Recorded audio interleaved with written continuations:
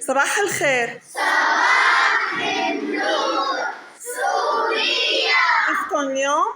الحمد لله. بدي منكم كل واحد يحط ايده اليمين على الجهة اليسار من صدره لمدة دقيقة، ورح اسألكم بشو حسيتوا او شو شعرتوا او شو الشيء اللي لاحظتوه. تمام، بشو حسيت وليد؟ نبضات قلب بطيئة. نبضات القلب بطيئة. عبد الرؤوف؟ نبضات قلب بطيئة. مو بطيئة، يعني فيني أقول عادية. إيه، أنتوا بحالة راحة. نبضات القلب بطيئة. قيام جري بالمكان لمدة 3 دقائق.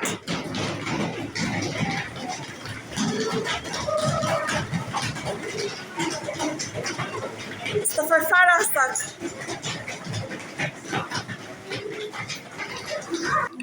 طبعا بعد الجري حطوا لي ايدكم اليمين على الجهة اليسار من صدركم وقولوا لي بشو حسيتوا او شو لاحظتوا. دارين؟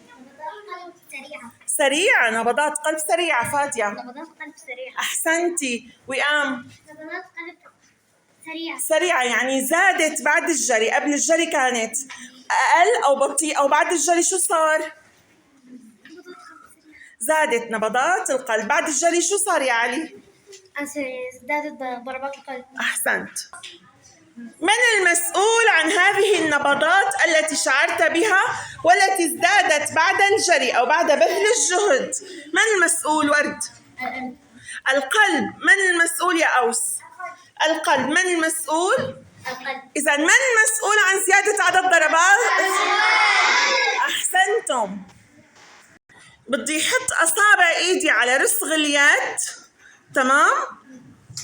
وبضغط على الرسغ ضغطة خفيفة، وبدي أعد النبضات لمدة دقيقة بهذا الشكل. أحسنتي. تمام، برافو عليكي. فرجيني. إيه تمام. يلا معكم دقيقة، عدوا لي نبضات القلب. عبد الرؤوف قديش طلع معك العدد؟ 80. برافو. عزيز؟ 73. بسمة؟ 100. إياد؟ أحسنت. هلأ عدد نبضات الطفل تختلف عن عدد نبضات الإنسان البالغ. عدد نبضات الطفل بين 80 وال 130. أنتوا أطفال طبعا بحالة الراحة. وعدد نبضات الإنسان البالغ بتكون بين 66 وال70 أو 80. تمام؟ أو 100. بين 66 وال100. والطفل بين 80 وال130. فأنتوا أطفال وطلع معكم العدد تقريبا صحيح.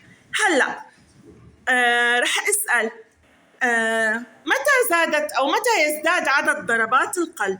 متى يزداد عدد ضربات القلب؟ ريم؟ بعد بذل الجهد. تسنيم؟ من المسؤول عن زيادة عدد ضربات القلب؟ مين المسؤول؟ القلب. أحسنتي يا تسنيم. طيب هلأ ماذا يدفع القلب إلى أنحاء جسمي بكل نبضة؟ بكل نبضة القلب بيضخ لأنحاء جسمي شو يعني؟ بيضخ الدم. أحسنت. بكل نبضة يا أوس شو بيضخ القلب؟ بيضخ الدم. ممتاز.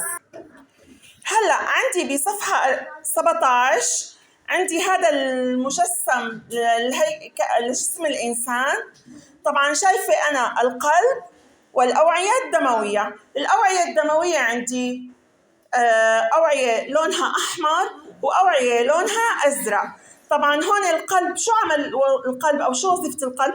يدفع الدم إلى جميع أنحاء جسمي ويسير الدم في الأوعية الدموية. طبعا شايفة أنا بالمخطط الأوعية الدموية في قسم لونه أحمر وقسم لونه أزرق.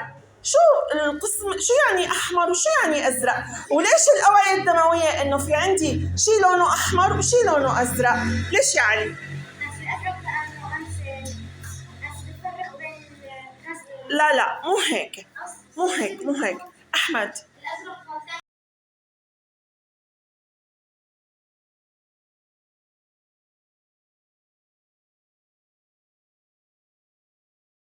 الأحمر محمل بغاز الأكسجين. إذا الأوعية الدموية يلي لونها أحمر أو الأوعية الدموية الحمراء محملة بغاز الأكسجين أو الدم القاني، تمام؟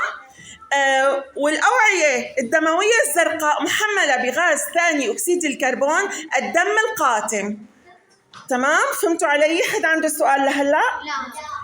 طيب، طبعا بصفحة 18 عندي صورة شخص موضح فيه القلب والأوعية الدموية الحمراء والزرقاء. قلنا القلب يضخ بكل نبضة الدم إلى جميع أنحاء الجسم. طيب القلب مع الدم مع الأوعية الدموية شو بسميه هذا؟ اسمه جهاز لا مو الهضم، جهاز رين الدوران. أحسنتي. شو بسميه هذا الجهاز؟ جهاز الدوران. مما يتكون جهاز الدوران يا ليس؟ يتكون من الجهاز الدوران من القلب، يتكون من القلب من الدم أحسنتي. إذا جهاز الدوران يتكون من القلب والدم والأوعية الدموية. ممتاز. عادل، أين يقع القلب؟ الناحية اليسرى من التجويف. أحسنت. إذا يقع القلب في الناحية اليسرى من القلب. ما شكل القلب؟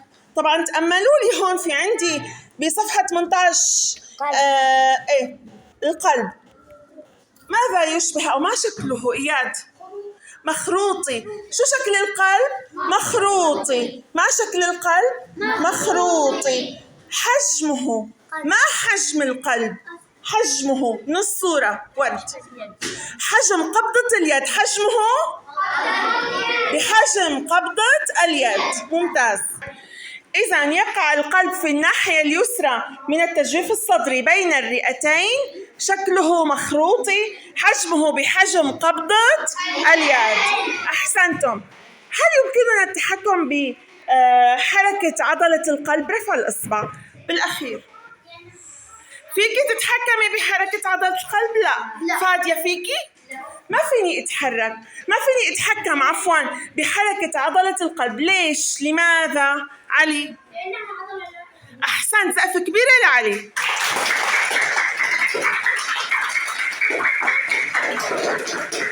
إذا عضلة القلب هي عضلة لا إرادية لا يمكنني التحكم بها.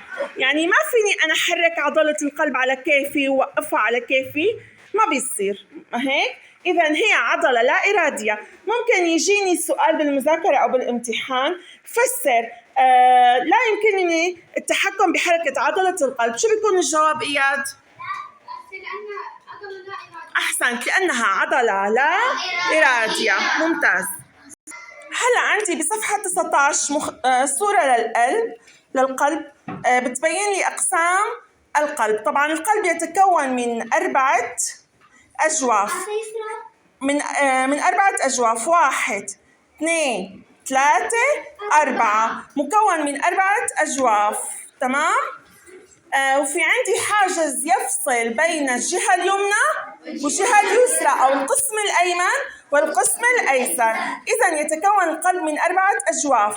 جوفان صغيران. الجوفان الصغيران هن الأذين اليسرى والأذين اليمنى. والجوفان الكبيران يسميان البطينان، بطين أيسر وبطين أيمن.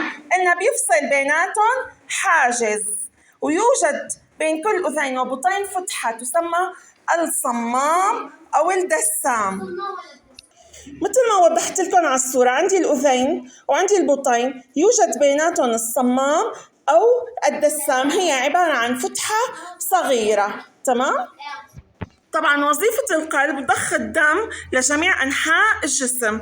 الكمية الدم اللي بيضخها لجميع أنحاء الجسم بالدقيقة تقريبا 5 لترات. 5 لترات، يعني مثل الأناني البقين الكبيرة، 5 عبوات كبيرة بالدقيقة. تخيلوا قديش بيشتغلوا، قديش هي يعني قديش شغله دقيق. طبعا لحتى حافظ على صحة القلب، هلا هذا كيفية الحفاظ على صحة القلب مو مذكور بالدرس، معلومة إضافية من عندي يعني لحتى أغني معلوماتكم. لحتى حافظ على صحة قلبي مين اللي بيعرف شو ممكن أعمل، شو ممكن أتصرف، شو ممكن في عدم شراب غير طبيعي. عدم تناول مشروبات غير طبيعية، يعني عدم تناول المشروبات الصناعية كالكحول والمشروبات، وعدم الإكثار من تناول المشروبات الغازية. ممتاز وليد. أو عدم أكل الطعام غير صحي. عدم تناول الطعام غير الصحي. تسنيم. وعدم شرب الدخان. وعدم الابتعاد عن الدخان. أحسنتي. ورد. النوم باكرا. النوم باكرا أو النوم لساعات كافية، يعني 8 ساعات 9 ساعات. أنتم أطفال بين أكثر من 8 ساعات المفروض لحتى حافظ على صحة القلب.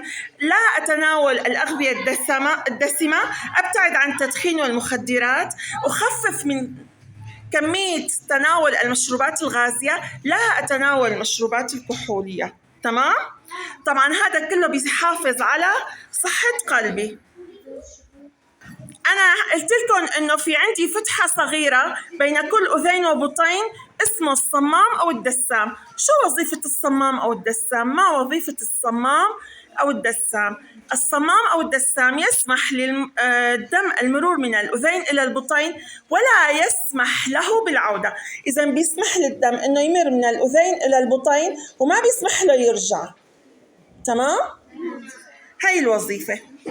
هلأ بدنا نعمل تجربة صغيرة نشوف آلية عمل القلب. في عنا الطالب عيسى سوالنا بالون، البالون كان فيه مي أكتر، طبعاً حط له تلوين أحمر والشلمونة. هلأ لما بضغط عليها، ضغط على القلب، شو بيطلع؟ بيطلع عندي السائل الأحمر لفوق يلي هو اعتبر إنه هاد وعاء دموي. لما بضغط على البالون، ضغط لي على البالون أوس، بيرتفع السائل. شو وظيفته؟ بيوزع عن طريق الأوعية الدموية الدم لجميع أنحاء الجسم. تفضل عنا عيسى اشرحها للأطفال رفقاتك. يلا إنه أنا شوفوا رفيقكم عيسى كل ما يضغط على البالون بيرتفع السائل الأحمر يلي هو الدم عن طريق الشلمونة أو الماصة. طبعا يلي هو اعتبروا انه هذا وعاء دموي وهذا القلب مليء بالدم. بس القلب انقبض شو سوا؟ انقبض. لما بينقبض شو بيعمل؟ بيوزع الدم لكافة أنحاء الجسم عن طريق الأوعية الدموية. شكرا عيسى. فهمتوا التجربة؟ طيب ليان شو فهمتي من التجربة؟ إنه القلب شو يقوم. هلأ شو استنتجتوا أو شو فهمتوا؟ وليد. القلب بيضخ الدم لجميع أنحاء. أحسنت. القلب يضخ الدم إلى جميع أنحاء الجسم طبعا عبر الأوعية الدموية. ممتاز. طيب القلب يقوم بعملية الانقباض. سووا معي بعملية الانقباض والانبساط. بعملية شو؟ أحسنتم. إذن تعريف القلب هو عضلة حمراء لا إرادية تعمل باستمرار، ما بيوقف أبداً، تعمل باستمرار بوصفها مضخة تنقبض. سووا معي تنقبض وتنبسط، تنقبض وتنبسط، فتدفع الدم داخل الأوعية الدموية، تدفع الدم. ممتاز. يتكون القلب من 4 ما هي؟ بيرفع الإصبع. ما هي؟ ورد. أذين يمنى وأذين يسرى وبطين أيمن وبطين أيسر. ممتاز. علي نداف. ما هي أجواف القلب؟ بطين أيسر وبطين أيمن. أحسنت. وأذينة. ممتاز. قاسم. بطين أيمن وبطين أيسر. أحسنت. أذين أيسر. ماذا يوجد بين كل أذين وبطين؟ ماذا يوجد بين كل أذين وبطين؟ علي. شو اسمه هذا الفاصل؟ علي ديب. صمام أو دسام. ما وظيفة الصمام أو الدسام؟ ما وظيفة الصمام أو الدسام؟ بنات ما عم تشاركوا. ما وظيفة الصمام أو الدسام؟ شو وظيفته؟ تفضلي قولي لنا شو وظيفة الصمام أو الدسام؟ يسمح الصمام إيه. قدام المرور من الأذين إلى البطين ولا يسمح له بالعودة. ممتاز. إذا الصمام يسمح للدم المرور من الأذين إلى البطين ولا يسمح له بالعودة. ممتاز يا ريم. تمام. حد عنده سؤال لهلا؟ طيب. السؤال الأول بفقرة أختبر معلوماتي، اختر الإجابة الصحيحة مما يأتي. يتكون القلب لدى الإنسان من أجواف عددها 4 أجواف، 3 أجواف، جوفان أم جوف واحد؟ ماسة؟ لا يا ماسة. عيسى؟ 4 أجواف. ممتاز يا عيسى. يسمح للدم المرور من الأذين إلى البطين بواسطة الأذين ولا النبض أم الصمام ولا الأوعية الدموية؟ عزيز؟ الصمام. السؤال الثاني، أعطي تفسيراً علمياً. وجود حاجز عضلي بين القسم الأيمن والقسم الأيسر من القلب. تسنيم؟ كي لا يختلط الدم القاني مع الدم القاتم. أحسنتي، صح. زيادة عدد ضربات القلب بعد الجري وبذل المجهود. انتوا قبلش بأول الدرس خليتكم تجروا أو تركضوا بالمكان، عملنا جري بالمكان فزادت عدد ضربات القلب. شو كان السبب؟ ما السبب؟ مصطفى؟ بسبب زيادة تدفق الدم وزيادة حاجة الجسم للأكسجين. ممتاز يا مصطفى، شطور كتير. طيب رتبوا ما يأتي وفق زيادة عدد ضربات قلبه وفق زيادة عدد الضربات. انتبهوا، رضيعة أم رجل عجوز أم شاب راشد؟ مين بالأول؟ ليس. رضيعة. بالمرتبة الثانية محمد؟ شاب. أحسنت. بالأخير جنب بسمة. أحسنتي. إذا رضيعة، شاب، رجل، عجوز. حكينا أن نبضات الطفل بتكون بين 80 وال 130 ونبضات الإنسان البالغ بين 66 وال 100. أحسنتم. حد عنده سؤال؟ لا. تمام. هلأ بدي منكم عن طريق الإنترنت طلعوا لي من النت اسم الصمام الموجود بالقسم الأيمن واسم الصمام الموجود بالقسم الأيسر من القلب. تكتبوا لي اسمه، وإذا فيكم ترسموا لي هيك رسمة مقطع صغير لإله بيكون تمام. حدا عنده سؤال؟ لا. طيب شكرا كتير لكم، درس كان كتير حلو. استمتعتوا؟ برافو.